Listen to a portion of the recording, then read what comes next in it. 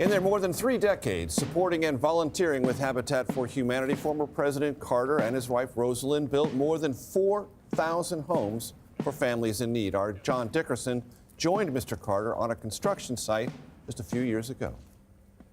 Mr. President, you are 94. It is nearly 94 degrees outside. What are you doing here? Well, I'm building habitat houses. This will be the 36th year we've done this, and we enjoy it very much. Sometimes the work is very hard, and sometimes it's very hot. But this is not the hottest we've ever been, and we live in a climate zone that's even warmer and more humid than this, so it's not too bad. Joining us now is Jonathan Reckford, the CEO of Habitat for Humanity. Jonathan, we're taking a live look right now at the procession that continues, but as you are probably listening to the sounds of the band and just taking this moment to reflect on Mr. Jimmy Carter, the former president, what did he mean to your organization, and how influential was he at people knowing this as almost a household name? Well, you really can't overstate the impact President Carter had on Habitat for Humanity. I think most people think he started Habitat, which is actually not true. But what is true is in 1984, when President and Mrs. Carter got on a bus with a group of volunteers from South Georgia and went up to New York City and slept in a church basement and rehabbed a tenement building on the Lower East Side, that's when the world found out about Habitat. And that started this extraordinary run where year after year, all over the world, they raised up volunteers, inspired people. And really, Habitat was a tiny organization when they started, having helped just hundreds of families. And in many ways, because of their incredible example and engagement, we've now been able to help over 62 million people around the world. Can you just talk to us, too, about their level of involvement? We're looking at pictures of President Carter and his wife, Rosalind, out there, you know, picking up wood, nailing different things. How important was it to see him at work, especially, as John Dickerson noted, at that time he was 94 years old?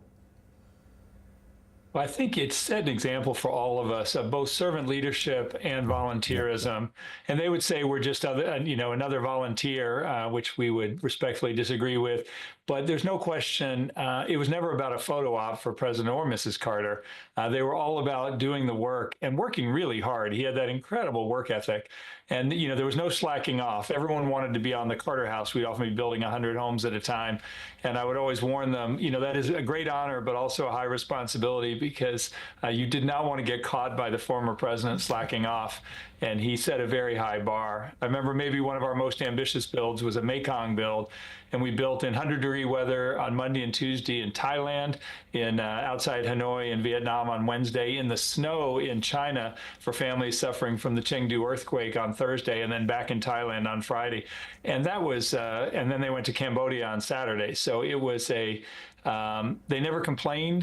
They would always do what was going to be best for moving the mission forward. But he also loved to build. And what he said very often was that Habitat for Humanity was for him the best way he knew to put his faith into action in a very tangible and practical way.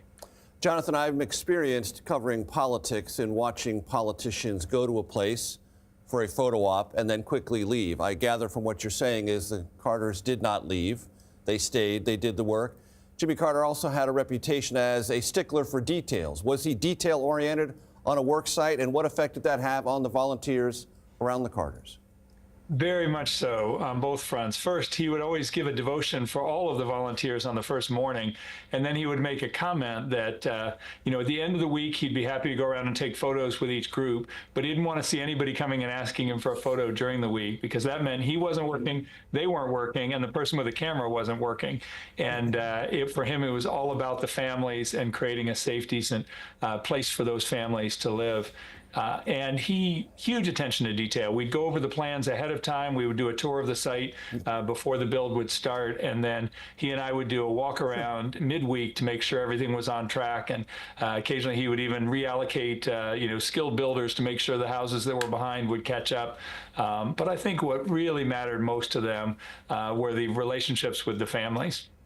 And what would happen typically, Jonathan, when the house was finished? What is the reaction from those who are moving into that house? Wait a minute, former president helped build my house? I mean, I can't even imagine what that must have felt like emotionally and for the longevity of that dwelling.